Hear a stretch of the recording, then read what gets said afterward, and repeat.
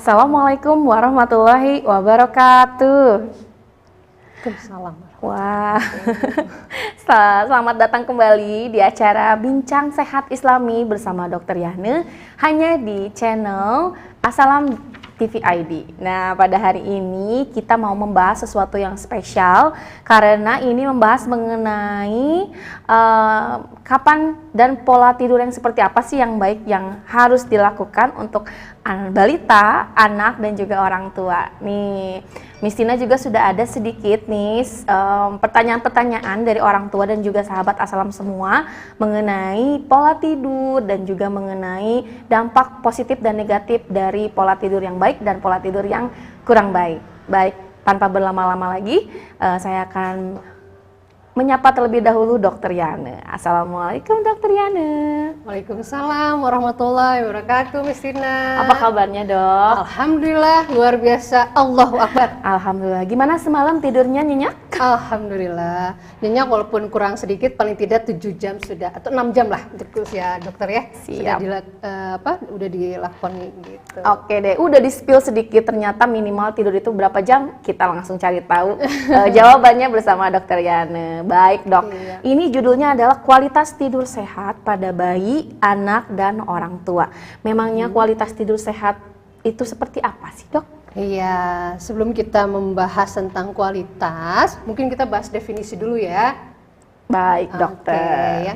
Yang namanya tidur, definisi tidur itu adalah sebuah keadaan yang fisiologis di mana kondisi tubuhnya betul-betul masuk ke pikiran bawah sadar, rileks, nyaman, dan gelombang otaknya berada di gelombang otak delta itu sendiri ya. Kemudian pendekatan yang lainnya, tidur ini ternyata dilakukan oleh semua manusia, binatang yang menyusui, kemudian binatang yang tidak bertulang belakang. Oke. Coba, itu adalah secara fisiologis. Kemudian pendekatan lainnya juga, tidur adalah suatu keadaan yang alami yang harus dilalui oleh semua orang. Ya. Tanpa tidur akan ada dampak negatifnya dari keluhan-keluhan yang semakin lama makin muncul akibat kurangnya tidur itu sendiri. Nah, itu Miss Ina kalau definisinya dari tidur itu. Oke. Sedangkan yang namanya kualitas tidur itu artinya tidurnya yang cukup. Ya. Artinya pada saat kita memulai tidur, 30 menit pada saat kita persiapan tidur, kita langsung tertidur. Oke. Jadi hanya butuh waktu 30 menit langsung tidur. Kemudian kedua, tidurnya tidak terbangun-bangun nih. Oke. Ya, itu yang berkualitas itu ya. Kemudian yang ketiga adalah pada saat bangun tubuhnya bugar. Oke. Ya, jadi bukan ngantuk dan lemes ya, justru yang berkualitas pada saat bangun itu tubuhnya segar. Nah, itu yang definisi sendiri dari kualitas tidur terus begitu. Iya. Ya, efek positif dari kualitas tidur itu sendiri, Miss Ina. Iya, yang Miss Ina tahu ya setiap hari itu kita memang membutuhkan satu waktu untuk mengistirahatkan tubuh kita ya, Dok ya. Betul sekali. Tentu saja dengan cara tidur. Nah, tidur juga bukan sekedar tidur nih, tetapi dengan tidur yang berkualitas seperti yang tadi dokter sampaikan bahwa diusahakan 30 menit sebelum tidur persiapan itu. Kalau di Islam juga ada adab-adabnya juga ya, Dok ya. Betul. Kemudian sekali. juga untuk tidur yang berkualitas itu artinya tidak terpotong-potong tidurnya, kebangun, tidur lagi, kebangun, tidur lagi, dan efeknya setelah bangun itu harus menjadikan tubuh bugar. Betul. Nah, seperti itu ya, Dok ya? Betul sekali, Miss Tina. Oke, selanjutnya gimana nih, Dok nih untuk tidur yang berkualitas itu seperti apa lagi nih, Dok? Ya, tidur kualitas itu ada klasifikasinya. Jadi Oke. ternyata kita tadi judulnya ceritanya bayi, anak, dan orang tua ya. Oke. Jadi ternyata di pendekatan dan penelitian menurut Kemenkes RI juga dan WHO ternyata tidak dibagi 3 tuh, Miss Tina. Tidak hanya bayi, anak, dan orang tua saja. Iya. Jadi kita klasifikasikan ternyata ada 8. Coba bayangkan. Ya, ada 8, yaitu yang pertama bayi baru lahir atau disebut dengan neonatal atau neonatus. Itu mulai dari 0 pertama hari lahir sampai 1 bulan. Oke. Nah, itu ternyata tidurnya paling lama dong ya, Miss Tina. Iya. Ya, yang punya baby pasti ya tidurnya tidur ya. Jadi kurang lebih itu antara 14 sampai 18 jam per hari. Wow, oke. Ya, antara 14 sampai 18 jam. Nah, setelah tadi bayi baru lahir 0 sampai 1 bulan, kita beralih baru ke bayi. Bayi, Nah, oke. bayi itu dari 1 hingga 18 bulan. Jadi Oke. dari umur 1 bulan sampai kurang lebih 1,5 tahun ya. Oke. Nah, itu kurang lebih jamnya kalau di beberapa literatur antara 12 sampai 14 jam nih, Miss Tina. Oke. Itu Masih ya. lama juga ya, Dok? Iya, lumayan ya, masih lama juga sampai 1,5 tahun itu ya, sampai 14 jam. Kemudian dari situ dari bayi pindah ke batita. Oke. Bayi bawah 3 tahun, Oke. balita dan prasekolah. Oke. Usianya 3 tahun sampai 6 tahun itu. Wah, murid-murid Miss Tina nih di TK nih. Masya Allah, betul sekali ya rata-rata. Iya, rata-ratanya umurnya segitu, Dok. Nah, jadi ternyata berapa tuh Miss Tina kira-kira? Kira-kira tidurnya berapa lama ya, Dok? Kalau yang Miss Tina tahu sih kayaknya lebih dari 8 jam ya? Iya, Enggak? masih ya, Oke. masih lebih dari 8 jam. Siap. Yang udah 8 jam itu remaja masuknya. Ya. Jadi itu yang batita, balita atau prasekolah, jamnya itu antara 11 sampai 13 jam. Oke. Wow. Oke.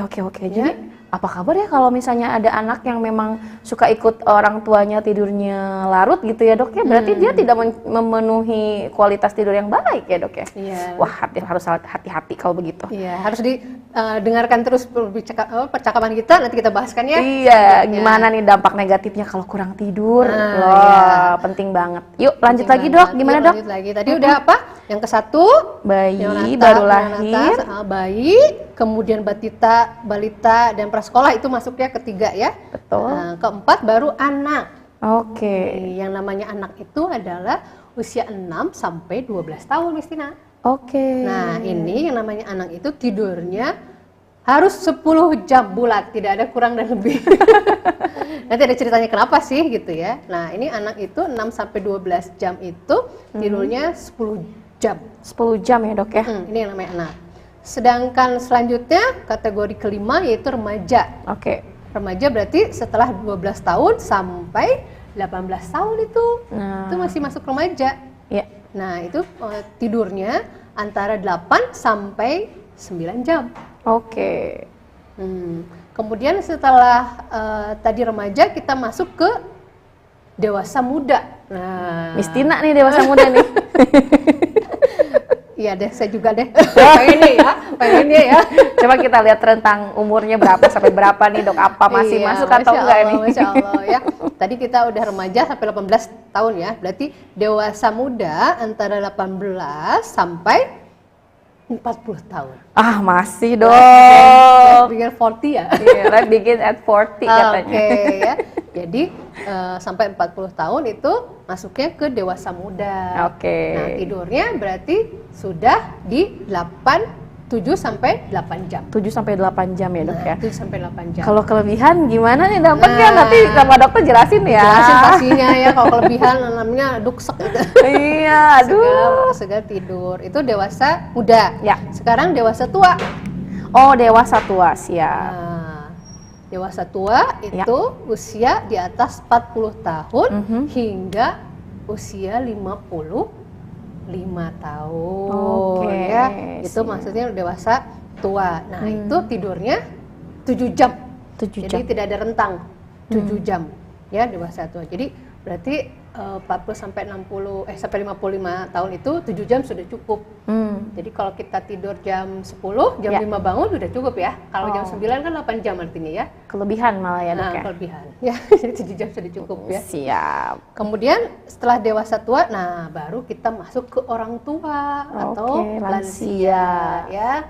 Jadi orang tua bisa juga tergantung sih, kalau misalnya nikahnya muda berarti bisa disebut juga orang tua, bisa di dewasa muda ya. Ya, dewasa muda. Tergantung ya.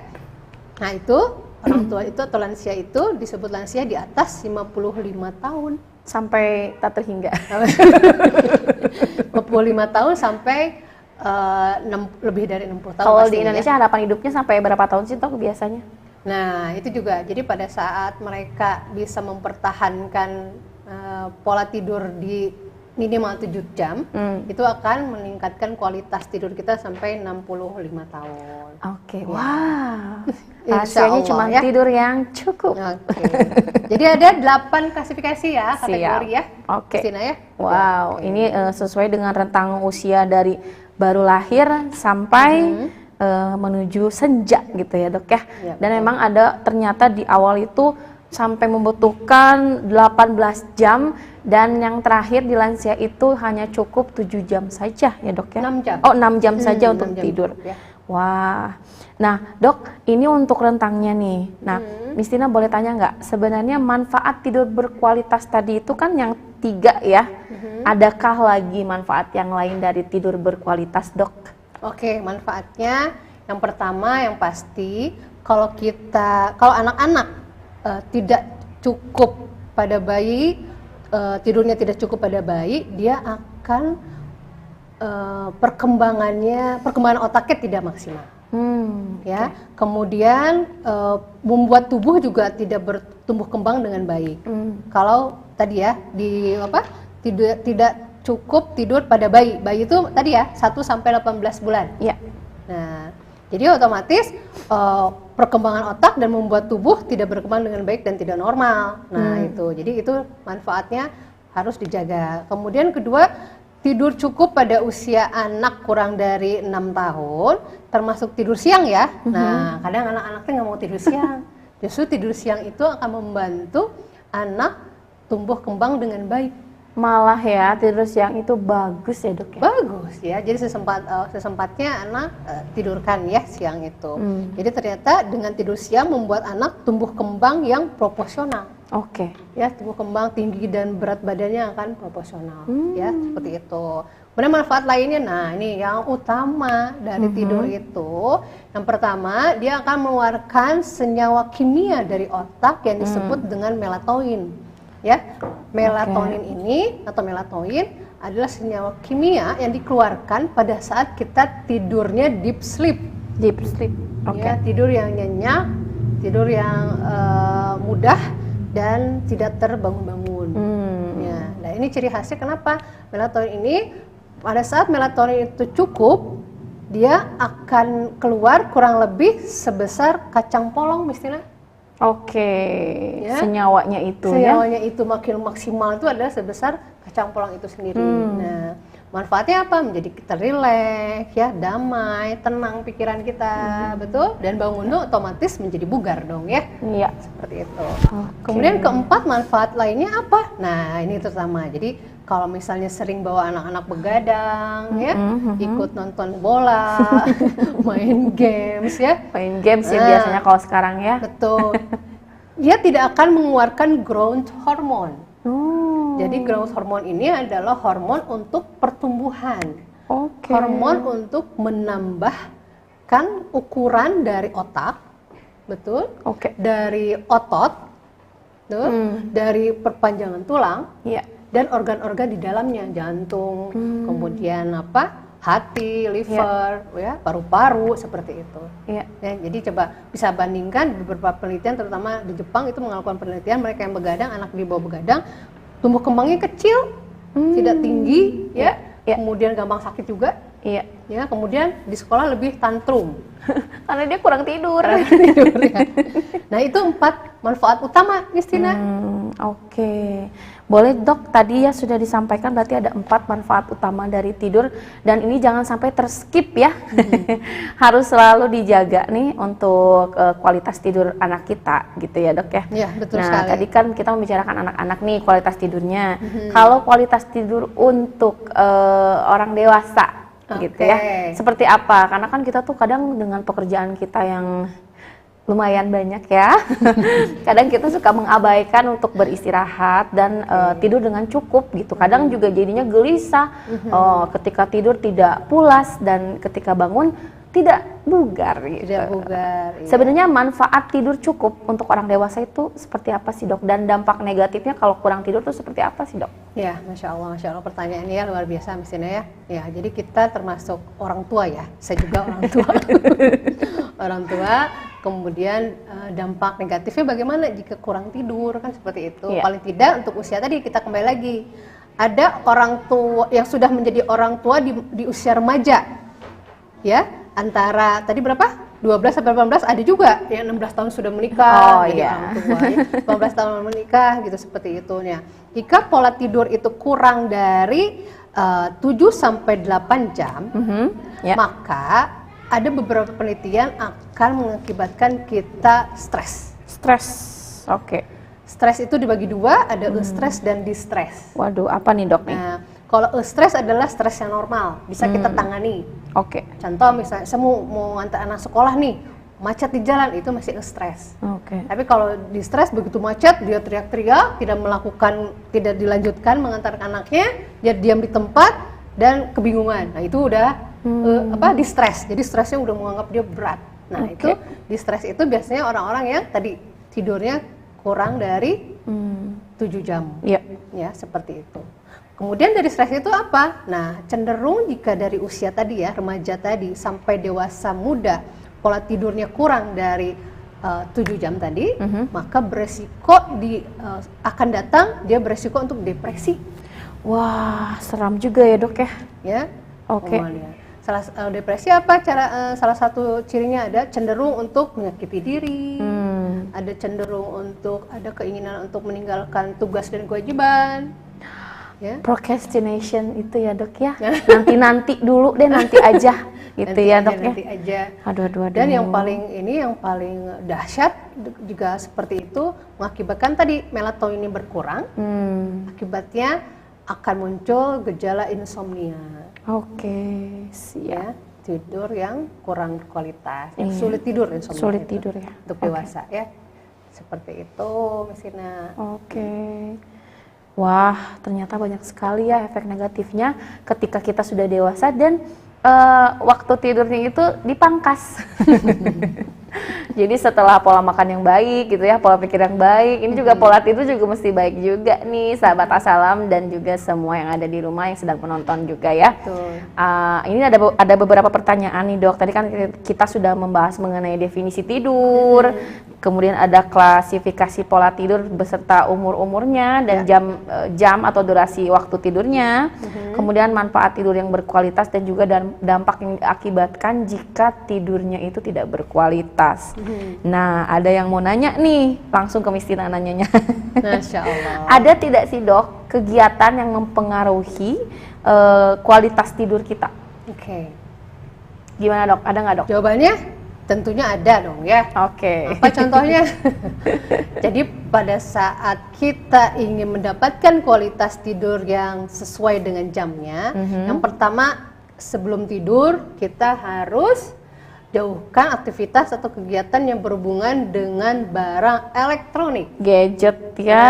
Nah, jadi kita harus membuat diri kita tenang, nyaman, dan rileks menjelang tidur. Oke. Kadang mau tidur ribuh ya, ya TV nyala. Nah, jadi usahakan barang elektronik itu tidak ada di dalam kamar tidur. Oke, jadi Ya. clear area ya, Ya. dari gadget, dari TV, radio dan sebagainya. Ya betul. Oke. Betul. Jadi itu yang akan mempengaruhi aktivitas kita sehingga menurunkan jam tidur kita karena kesibukan menonton TV dan lain-lain. Apalagi sekarang drakor-drakor ya. Itu dia Terus dok. bersambung. Tahu-tahu 2:30 katanya dok. Masya Iya, Allah. kan biasanya kalau ibu rumah tangga atau ya mungkin Misina juga ya kadang kalau nonton drakor tuh pasti ngambilnya jatah tidur gitu dok. Karena kalau kan siang kerja ya. Iya, siang kerja, pulang kerja, ngurus anak gitu kan, anak-anak tidur, yeay giliran nonton gitu. Padahal dampaknya negatif ya dok ya. Dampaknya negatif ya. Masya Baik, Allah. baik. Lanjut dok, apalagi dok kira-kira dok Aktivitas lainnya yang mempengaruhi kualitas tidur kita nih jadi kurang baik gitu dok? ya, itu kan aktivitas ya. Mungkin konsumsi makan atau minumannya sebelum aktivitas, makan dan minum sebelum tidur. Baiknya seperti apa sih dok untuk makan dan minum sebelum tidur itu? Ya, baiknya memang kalau makan 3 sampai 4 jam sebelum tidur. Jadi udah paling nggak makan baik, lagi ya, Dok, seperti ya. kita waktu itu kita ngebahas ya, Betul, bahwa pola pola makan. makan sesuai Rasulullah paling tidak sebelum matahari terbenam kita sudah selesai makan. Tapi rata-rata makan malam yang paling wah ya. Gimana atuh dengan martabak telur, Tuhnya. martabak manis dan mie tek-tek, mie Iya, goreng itu gitu. buat besok pagi aja, berarti simpan dulu aja, amankan, besok pagi baru disantap ya. Oke. Nah, Jadi makanan tadi 3 sampai 4 jam sebelum tidur malam, dan hindari pastinya kopi dan kopi menjelang tidur gitu ya. ya kopi menjelang tidur atau minuman yang kafein lainnya, teh, kopi, kemudian alkohol. Kita kan muslim nggak ya alkohol ya pasti ya. Dan rokok. Oh, merokok juga ya. Ya merokok maupun perokok pasif sama. Kalau misalnya mau tidur hindari juga kontak dengan orang-orang yang perokok. Itu gitu. juga bisa menyebabkan kualitas tidur kita kurang baik ya, kurang Dok ya. berkualitas ya, jamnya tidak Kurang mencapai dengan sesuai umurnya tadi ya. Ada lagi kah, Dok, untuk kegiatan sebelum tidur yang mengurangi kualitas tidur? Nah sekarang rata-rata ada juga kemarin kedatangan beberapa pasien, dia mengatakan bahwa saya bisanya olahraga adalah malam. Olahraga malam, oke. Karena pagi dia bekerja. Iya. Malah dia udah bekerja, dia sekolah juga dari jam 7 sampai jam 5 dia bilang. Kemudian dia baru bisa olahraga setelah maghrib, dia bilang gitu, sejam setengah. Nah, sebenarnya paling baik kurangi aktivitas tadi, olahraga di waktu sore dan malam. Jadi paling baik memang olahraga di pagi hari. Ya, kalau memang misalnya masuki jam 7, usahakan setelah subuh ya jangan tidur lagi, lebih baik terbangun dan bergerak. Ya, gitu. Jadi hindarilah aktivitas olahraga tubuh di sore dan malam hari. Nah, itu. Sebenarnya kalau olahraga pagi lebih baik ya, Dok, karena kan pasokan oksigennya lagi banyak-banyaknya gitu ya. Dan nge-boost juga kita seharian tambah semangat. Tuh, dan yang paling utama pada saat pagi hari kita akan mendapati vitamin D dari matahari, betul? Iya. Terus tubuh yang lain juga pembentukan tulang dan ototnya dari matahari juga dibantu, gitu seperti itu. Jadi lebih baik ya. Hindari berarti untuk berolahraga di sore dan malam hari ya, supaya kualitas tidur kita menjadi lebih baik. Ya. Ngomong-ngomong makanan, kalau sama Misina mau ngomongnya makanan terus ya, Dok ya. Gimana makanannya? Oke, ngomong-ngomong makanan nih, ada nggak sih, Dok, makanan yang bisa meningkatkan kualitas tidur? Oke, Masya Allah, pertanyaan luar biasa ya. Jadi kalau makanan, yang pertama makanan yang mengandung omega 8.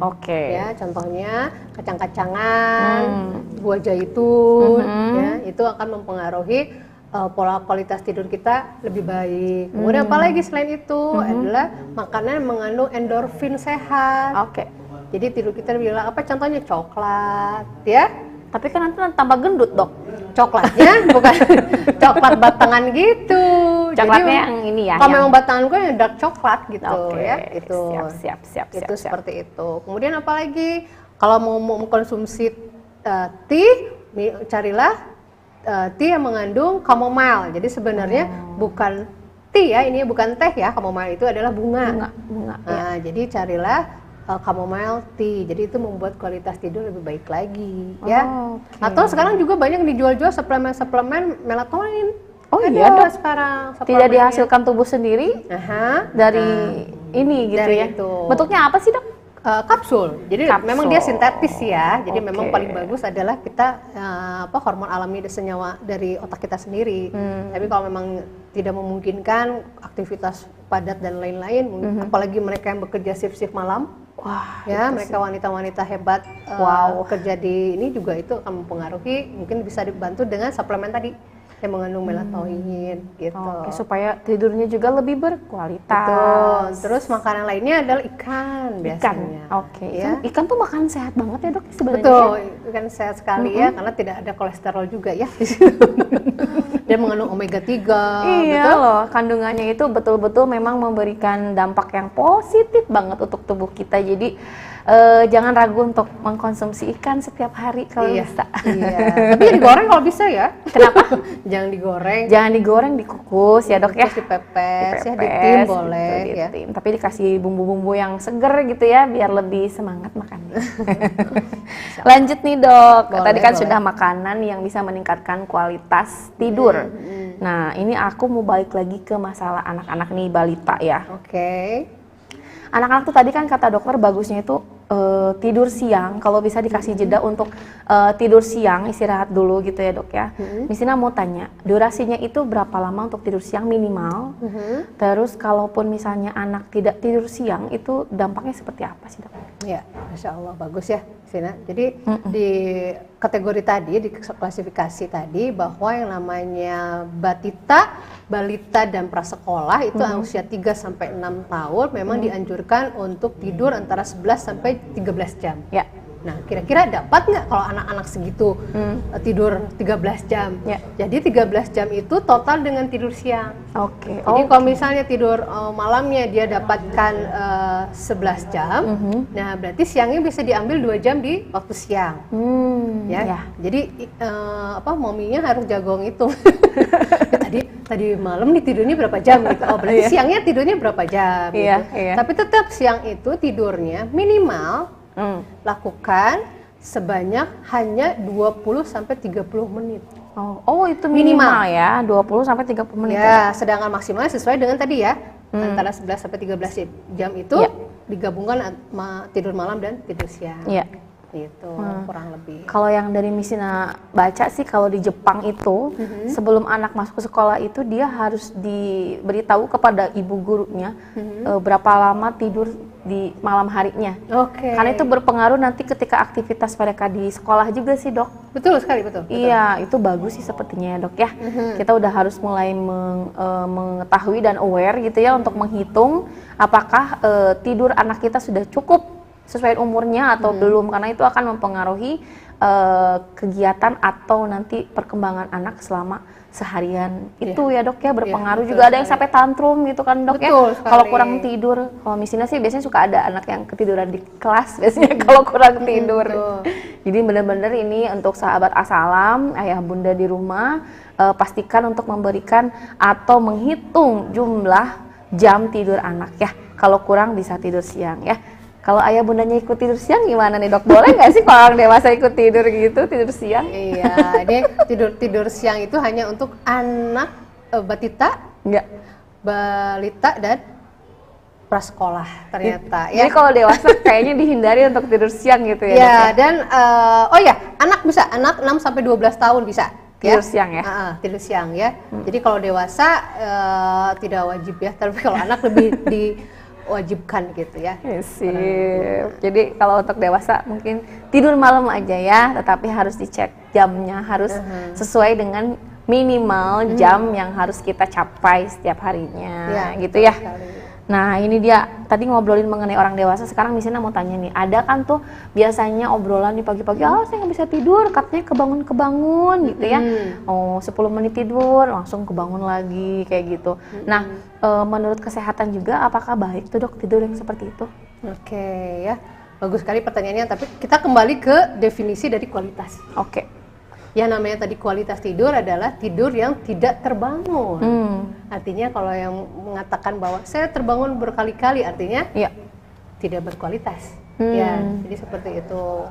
Otomatis harus diperbaiki. Apa yang salah nih? Lihat yang tadi, misalnya aktivitas fisiknya menjelang tidur apa kira-kira harus diperhatikan. Makanan juga ya, misalnya bagaimana biar agar tidurnya berkualitas, perhatikan makanan dan minuman. Kemudian barang-barang elektronik juga jauhkan ya.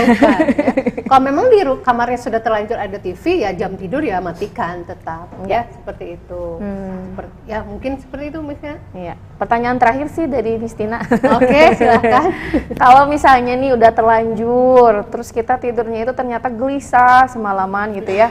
Apakah ada tips and triknya nih supaya kita bisa dapat tidur berkualitas di malam itu gitu? Apa yang harus kita lakukan jika memang ketika tidur malam itu terasa gelisah gitu, terbangun gitu kayak gitu? Gimana? Ya, bagus sekali pertanyaannya. Yang pertama kita kembali ke pendekatan secara Islami ya, istilah ya, bahwa dengan kita mendekatkan diri kepada Allah, cara-cara sebelum tidur, yaitu contohnya kita mengambil wudhu dulu. Kemudian setelah mengambil wudhu, kita niatkan untuk sholat witir Ya, salah satu yang diwasiatkan oleh Rasul yaitu sholat witirlah kalian sebelum tidur, kemudian sholat duha lah 4 rakaat, ya, kemudian berpuasalah ayyamul bid, ya, 3 hari di pertengahan bulannya. Jadi menjelang tidur setelah berwudu dianjurkan untuk sholat witir, ya, 3 rakaat. Setelah itu apa? Baru kita membaca doa dan zikir, yaitu tiga kali membaca al-falaq, 3 kali al-ikhlas, kemudian 3 kali an-nas. Ya, dan ayat kursi. Insya Allah tenang hati kita, batin kita juga tenang. Selain tadi aktivitas tadi ya. Kemudian setelah itu baru kita memposisikan tidur di posisi sebelah kanan. Ya, seperti yang pernah kita bahas sebelumnya. Pada saat kita tidur posisi miring kanan, maka akan menyehatkan organ-organ penting di sebelah kiri. Jadi jantung kita di sebelah kiri, otomatis pada saat kita miring ke kanan beban jantung akan berkurang. Iya, tidak terbebani ya. Betul. Kemudian lambung sebelah kiri sama kita miring ke kanan, lambung pun istirahat, ya. Seperti itu. Nah, jadi itu akan mempengaruhi sekali. Oke deh, wah ternyata selain ikhtiar lahir tadi dengan makan makanan yang tertentu, mengurangi aktivitas, menjauhkan gadget, juga ada ikhtiar batin dan juga teladan dari Rasul kita ya, ternyata untuk tidur supaya tidak gelisah dan mendapatkan kualitas terbaik. Itu kita ada beberapa hal yang harus dilakukan, berwudu, dengan sholat, doa, dan zikir juga ya, dengan membacakan ayat kursi juga. Wah, ini sih lengkap banget ya dok hari ini diskusi kita atau dialog kita pada hari ini. Mudah-mudahan juga memberikan manfaat ya untuk ayah bunda dan sahabat As-Salam semua. Dan jangan lupa untuk selalu nonton kita di acara Bincang Sehat Islami bersama Dr. Yana di channel YouTube kita yaitu As-Salam TV ID, dan jangan lupa juga untuk tonton video-video yang lainnya yang tentunya bermanfaat untuk sahabat As-Salam semuanya. Baik dok, apakah ada closing statement nih dari dokter, ajakan untuk kita selalu ingat tidur yang berkualitas? Masya Allah, Masya Allah. Ya. Ada beberapa penelitian, terutama dari Japanese Epidemiologi, bahwa mengatakan bahwa mereka yang tidur antara 6,5 sampai 7,5 jam, dia akan mempengaruhi kualitas tidur yang luar biasa dan akan memperpanjang usia. Jadi sebaliknya, pada saat mereka yang kurang dari 6,5 jam bahkan lebih dari 8 jam, dia akan menurunkan kualitas hidup dan menurunkan usianya. Jadi mulai hari ini, detik ini dan seterusnya, mudah-mudahan dan sahabat As-Salam TV ID mulailah tidur antara 6,5 jam sampai 7,5 jam untuk mendapatkan kualitas dan sehat yang sempurna, insya Allah. Amin. Wah, mudah-mudahan kita bisa mempraktekannya bersama-sama ya, sahabat As-Salam semuanya. Nah, untuk pertemuan selanjutnya, jika sahabat As-Salam memiliki pertanyaan seputar kesehatan dan juga ingin dibahas oleh Dr. Yana di sini, boleh langsung diketikkan di kolom komentarnya, dan jangan lupa untuk subscribe channel YouTube-nya, dan juga untuk share juga kepada teman, saudara, ataupun kolega manfaat dari tidur berkualitas yang sudah kita bahas hari ini. Mudah-mudahan bermanfaat ya, dan kita bisa bertemu lagi di acara lainnya atau di judul-judul yang lainnya. Akhir kata dari saya, mohon maaf jika ada kesalahan. Billahi taufiq wal hidayah. Wassalamualaikum warahmatullahi wabarakatuh. Kami pamit.